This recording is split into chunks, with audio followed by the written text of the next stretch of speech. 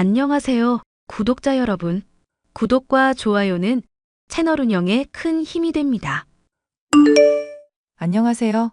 저는 경기도 양평에서 향초나 향수, 비누 등을 제작하는 공방을 운영하며 살고 있는 35세 여성입니다.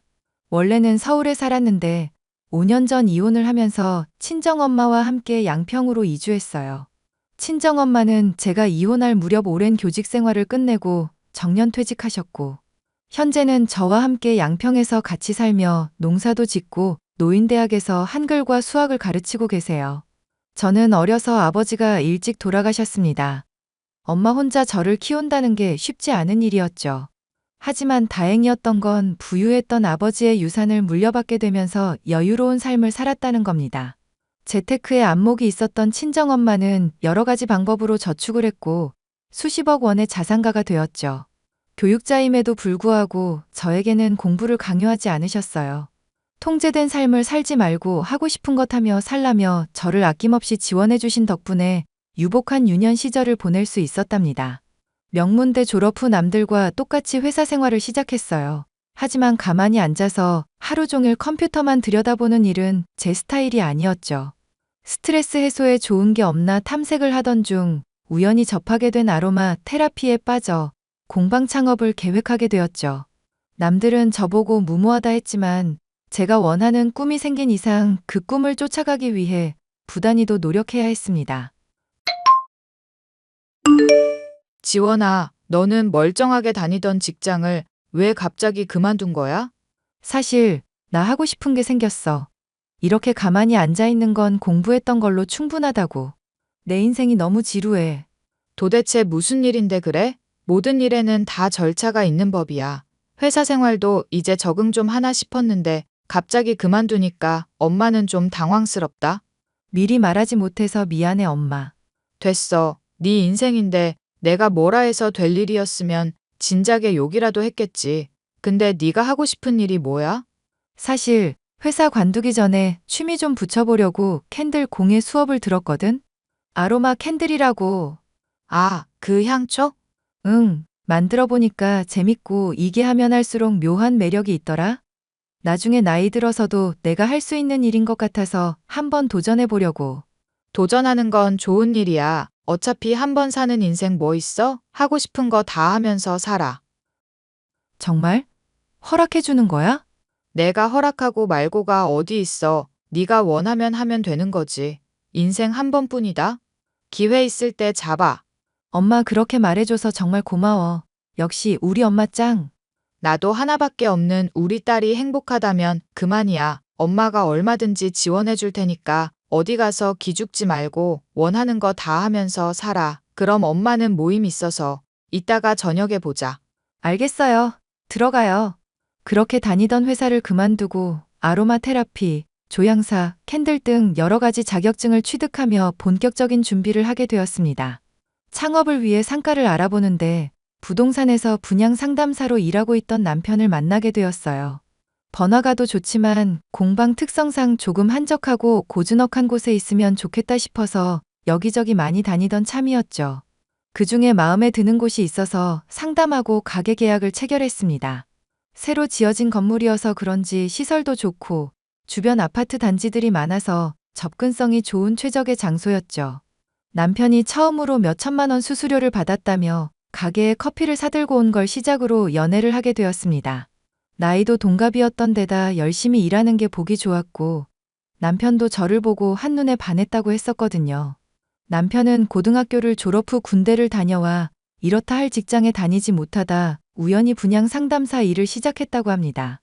홀시어머니를 모시며 살고 있었고 경기도 김포의 30평대 아파트에 거주하고 있었죠. 2년 정도 불같이 연애 후 미래를 함께하기로 약속하고 양가 집안에 인사를 드리기로 했습니다. 인사를 드린 뒤 시어머니와 번호 교환을 했는데 아직 결혼도 안 했는데 매일같이 연락해오며 사사건건 참견질을 시작하셨어요. 시어머니는 아들 부심이 대단한 사람이었습니다. 이때까진 몰랐어요. 점점 어두워질 제 미래를 말이죠. 예, 전화를 했는데 받질 않는구나. 톡은 가능한 거냐? 어머니 죄송해요. 전화를 깜빡하고 못 받았네요. 정신이 없었어요. 내가 바쁘면 얼마나 바쁘다고. 내가 몇 번을 전화했는데 너 이러는 거 점수 깎이는 거다? 죄송해요. 무슨 일 있으세요? 연락을 다 주시고. 지난번에 왔다 가고 이렇다 저렇다 할 연락도 없고 그냥 안부차 연락했다. 그리고 원래 안부 연락은 너가 먼저 해야 하는 거야. 어른이 먼저 하게 만드는 경우가 어디 있니? 죄송해요. 어떻게 연락할지도 모르겠고, 솔직히 아직은 어려워서요. 제가 노력할게요. 그나저나 너 공방인지 뭔지 한다며? 그거 하면 한 달에 얼마나 버냐? 그때마다 매출은 다른데요. 단체 주문 들어오거나 강에 많이 나가는 달에는 그만큼 많이 들어오고요. 뭐 들쑥날쑥하다는 거네? 그러다 결혼해서 우리 아들 돈 까먹는 거 아니야? 난 그런 꼴 못 본다. 이래서 여자가 바깥일을 하면 안 된다는 거야. 어머니, 저 그렇게 못 벌지 않아요. 그 아직은 미비하지만 생활비 감당할 정도는 되고요. 조금씩 커져가는 단계라 저도 열심히 하고 있어요. 꼴에 해봤자지. 그러지 말고 남편 내조에 힘써. 결혼하면 공방 그만두고 나한테 살림이나 배우던지. 어머니, 그렇게 말씀하시면 저 조금 서운해요. 그래도 대학 포기하고, 남들 다 만류하는 대기업 포기하고, 시작한 일인 만큼 자부심도 큰 거려 친정엄마도 하고 싶은 일 하면서 살라고 하셨고요. 그건 사부인이 뭘 몰라서 하는 소리야. 일찍 남편 여의고 드세게 살아야 했으니 너희 엄마는 그렇게 이야기하겠지. 어머니, 말씀이 조금 지나치세요. 그리고 요즘에는요, 옛날 사고방식 가지고는 못 살아요. 트렌드라는 게 있잖아요. 트렌드. 모르세요? 너 지금 나 가르치니? 누가 그런 거 모른대? 그래도 우리나라 정서가 있지. 여자가 바깥으로 싸돌아다니면 들어서래도 안 들어서고 집안이 휘청휘청하단다. 우리 아들 뒷바라지나 잘하렴. 그건 저희 부부가 알아서 할게요. 신경 써주셔서 감사합니다. 제가 지금 작업 중이어서요. 나중에 다시 연락드릴게요. 들어가세요. 자기야, 엄마한테 전화 왔는데 무슨 일 있었어? 아주 노발대발 화가 잔뜩 나셨는데? 어머니가? 당신한테 연락했다고? 조금 전에 자기한테 조언 좀 했다고 구박했다면서 뭐라 하시는데 도통 알아들을 수 있어야지. 도대체 무슨 일이야? 나도 내색 안 하고 그냥 넘어가려 했는데, 아니 사실 어머니가 연락 오셔가지고는 결혼하면 공방 그만두고 살림이나 배우라잖아. 뭐? 이제 상승세인데 그만두길 뭘 그만둬? 엄마가 뭘 모르네. 그러니까 몇 마디 받아치니까 우리 엄마 들먹이면서 바깥 일하면서 싸돌아다니면 애도 안 들어선다고까지 하셨다니까? 내가 진짜 황당해서. 엄마가 그랬단 말이야? 내가 대신 사과할게. 우리 엄마가 나 혼자 키우셨다 보니까 뭔가 자부심 같은 게 있으셔. 미안해. 아냐, 자기가 왜 사과를 해. 자식 가진 부모 입장에서 당연히 그러실 수 있는 거지. 내가 너무 과민 반응했던 것도 있고. 그렇게 생각해주니 고마워. 아니야, 먼저 연락줘서 고맙고 내가 나중에 어머니한테 연락드려서 잘 말씀드릴게. 그렇게 싱숭생숭 시어머니와 연락을 마치고 얼마 뒤 상견례 날이 다가왔습니다. 모처럼 중요한 자리니만큼 호텔 식당을 예약하고 긴장되는 마음으로 자리를 지키고 있었죠. 그런데 말입니다. 저와 엄마는 최대한 단정하게 차려입었는데 시어머니의 옷차림을 보고 경악할 수밖에 없었어요. 옷은 그렇다 치는데 온몸에 잔뜩 장신구를 달고 왔습니다. 정말 치렁치렁이라는 말이 생각날 정도로 말이죠. 마치 자신이 잘 살고 이만큼의 부를 누리고 있으니 까불지 말아라 라는 걸 표현하고 싶으셨나 봅니다. 식사를 하면서 저는 어른들 눈치를 보느라 밥이 코로 들어가는지 입으로 들어가는지 모를 지경이었어요. 두 어머니들이 결혼은 어떻게 준비하는지 좋을지에 대해 말씀을 나누시는데 시어머니가 막무가내인 태도를 보이셨습니다. 남편 자랑을 끝없이 늘어놓는 건 물론이고 무조건 예단은 다 챙겨받을 거니 단단히 준비하라고 하시더군요. 그 이야기를 듣고 있던 친정엄마의 표정은 점점 굳어갔고 저는 남편을 쳐다보았지만 애써 제 시선을 피하며 시어머니만 바라볼 뿐 어떠한 제지도 하지 않았습니다. 식사를 마치고 커피 한잔하며 본격적인 대화를 나누시는데 당장이라도 상견례 자리를 박차고 나가고 싶더군요. 식사는 입에 맞으셨는지요? 최대한 신경 써서 예약했는데 마음에 드셨을지 모르겠네요. 뭐 그럭저럭 맛은 있네요. 아까 했던 예단 말인데요. 요즘엔 현금 예단도 별도로 받는 추세인 거 아시죠? 아, 그럼요. 챙겨드릴 건 챙겨드리고 원하시는 목록 말씀해 주시면 준비할 수 있는 대로 준비하겠습니다. 사돈은 이야기가 잘 통해서 다행이네요. 그리고 아이들 신혼집은 저희 집 근처로 얻죠? 어차피 결혼하면 저희 집 분위기에 물들어야 하고 내 아들 밥해 먹이려면 살림부터 배워야 하니깐요. 네, 그건 아이들의 의사를 물어보고 결정해야 할 것 같습니다만. 물어보고 하고 말 것도 없어요. 살림 가르쳐 주면서 필요하면 지금 사는 집 팔고 그 돈 얹어서 나중에 큰 집으로 이사 가면 보태주고 합가할 생각입니다. 휴, 지금 합가라고 하셨어요? 저는 처음 듣는 이야기입니다. 아직 시간 많이 남았으니 차차 이야기하는 걸로 하죠. 그러죠 뭐. 사돈은 깨어 있으신 분이니까 알아서 잘 하실 거라 믿어요. 지금 말씀하시는 예단원 하는 대로 해드릴 테니까 대신 신혼집 해결해 주시죠. 네? 아니 여유 있는 쪽에서 집 마련하는 게 도리죠. 아시다시피 나는 여유가 없네요. 사돈이랑 세아가 입은 옷들 다 명품인 거 보니까 능력 되시나 본데 이참에 화끈하게 쏘시죠? 한쪽으로 기우는 결혼은 나중을 생각해서라도 좋지 않습니다. 차차 생각해 보자고요. 지금 당장 결론이 나지 않을 것 같으니까 아이들 통해서 의견 주고받읍시다. 그러죠 뭐. 일단 알겠습니다.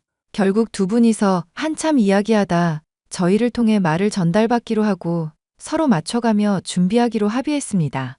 시어머니의 고집스러움 때문에 상견례 자리가 조금 어수선하긴 했지만 잘 마무리되었습니다. 집으로 돌아온 친정엄마는 이 결혼 꼭 해야겠냐며 저를 나무라셨어요. 시어머니 표정도 그렇고 태도도 마음에 안 든다며 나중에 고생길이 훤히 보인다며 포기하라고 하시더라고요. 하지만 저는 남편을 사랑하는 마음이 컸기에 잘 살아보겠다고 친정엄마를 다독였습니다.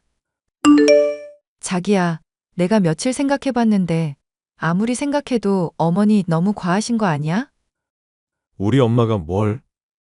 아니, 상견례 때도 그래. 우리랑 한마디 상의도 없이 신혼집은 시댁 근처로 해야 되고 예단도 다 우리 쪽에서 해야 되고 우리가 하는 결혼이지 자식 팔아넘기는 장사가 아니잖아. 내가 미안해. 정말 면목이 없어. 엄마랑 이야기 좀 다시 해볼게. 무슨 말을 해? 신혼집부터 합가까지 본인이 다 정해놓으셨던데 당신은 정말 아무것도 몰랐어? 한두 번 말하긴 했는데 난 농담인 줄 알고 그냥 흘려들었지. 그리고 말은 할 수 있는 거잖아. 말이 씨가 된다는 거 몰라?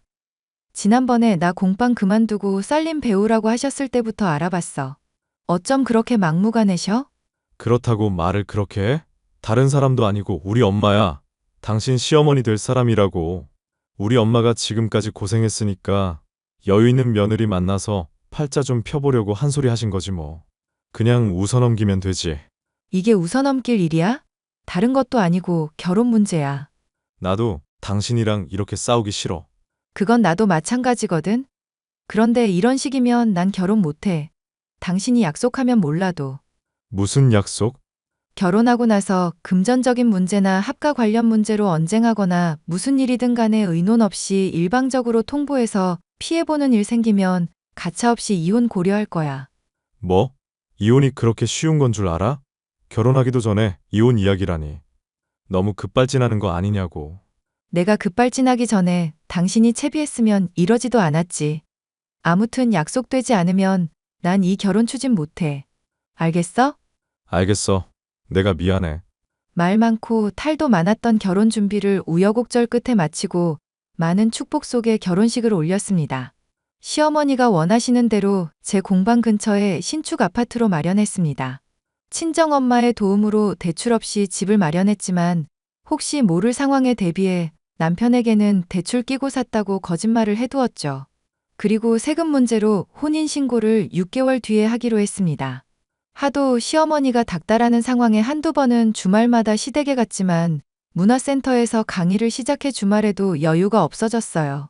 그랬더니 시어머니가 짐을 싸들고 신혼집에 쳐들어오신 거 있죠? 막무가내로 살림을 가르쳐 주겠다며 수시로 왔다 갔다 하겠다며 통보하시고는 정말 한 번 오면 며칠씩 있다 가셨습니다. 차로 20분이면 가는 거리라 정말 가까운데 굳이 왜 이러나 싶었죠. 그 와중에 남편이라는 놈은 시어머니가 불편하지 않겠냐며 자기 멋대로 남는 방에서 생활하라며 허세까지 부렸습니다. 시어머니는 이때다 싶었는지 조금씩 짐을 옮기기 시작했고 저희는 합가나 다름없는 생활을 하게 되었죠. 새벽부터 일어나 시어머니의 밥상을 차리는 건 물론 늦게 퇴근해도 밥을 차려드려야 했고 온갖 뒤치다꺼리를 해야 했답니다. 신혼집은 친정엄마가 제 명의로 해주신 집인데 남편과 시어머니가 마음대로 구는 모습에 결국 참던 화가 폭발하고 말았죠. 남편과 심하게 다투게 되었고 시어머니는 그런 저를 나무라며 노발대발하셨어요. 하늘 같은 남편을 모시고 살아도 모자란데 어디서 소리치냐며 잔뜩 혼을 내시고는 제 뺨까지 때렸습니다. 제가 맞고 아무것도 하지 못하고 멍하니 서 있자 놀란 남편은 시어머니를 뜯어말렸고 시어머니는 시댁으로 가셨어요.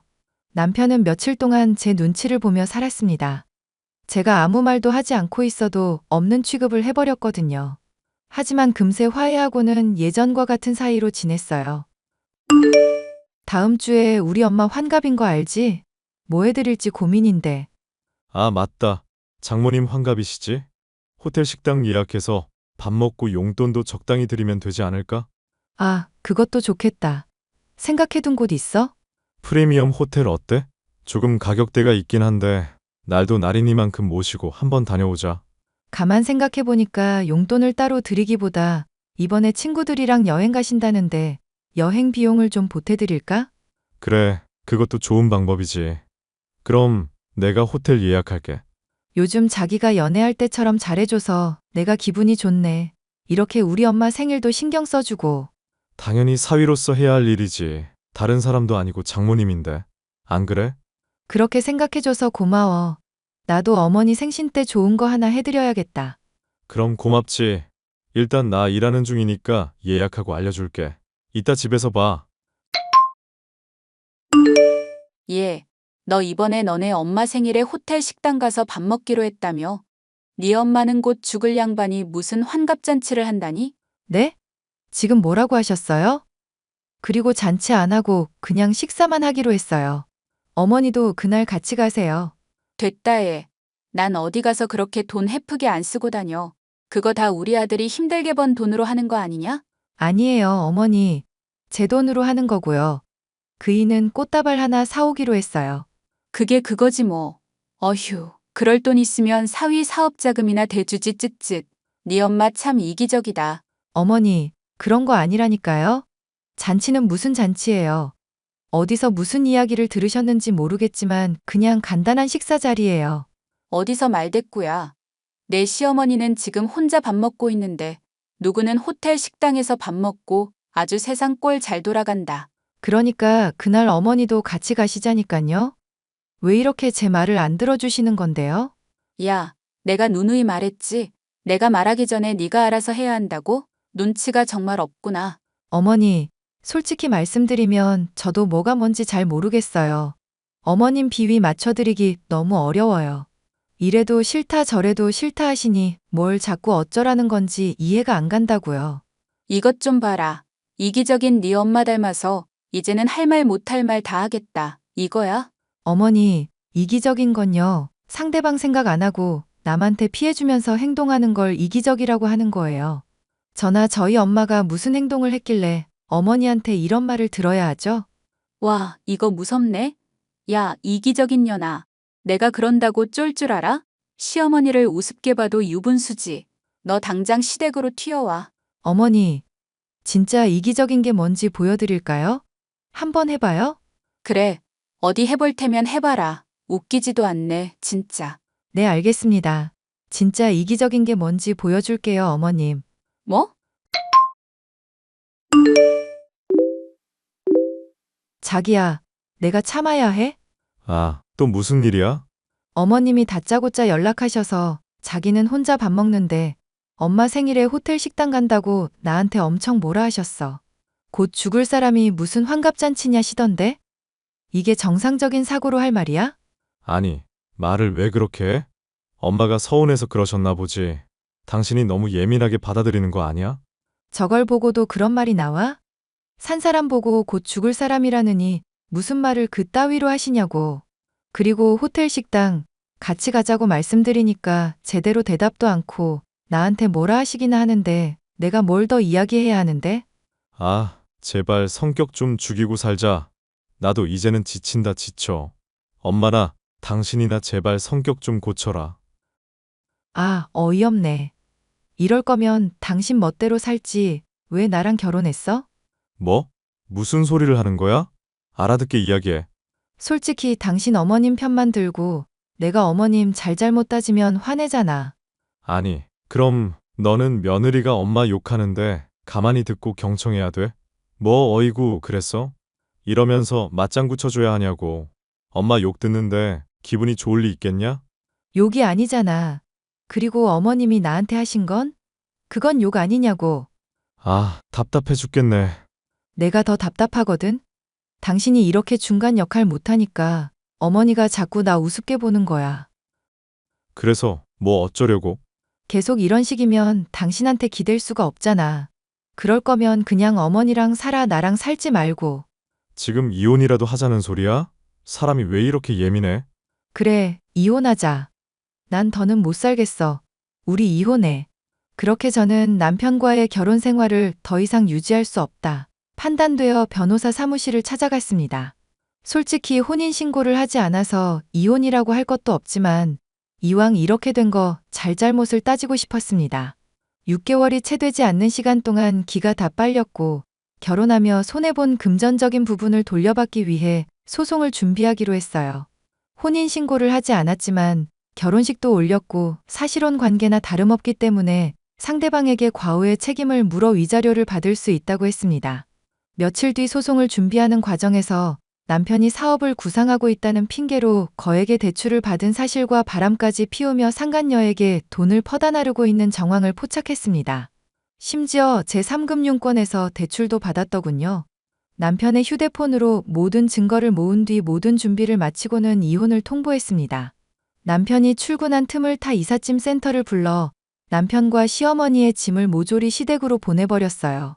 아니나 다를까 시어머니가 연락을 해오더군요. 아니, 세아가 세상에 이런 경우가 어딨니? 부부 싸움을 좀 했기로서니 이따위로 행동하라고 누가 가르쳤어. 너 친정에서 이렇게 가르치던. 아, 말씀 잘하셨어요.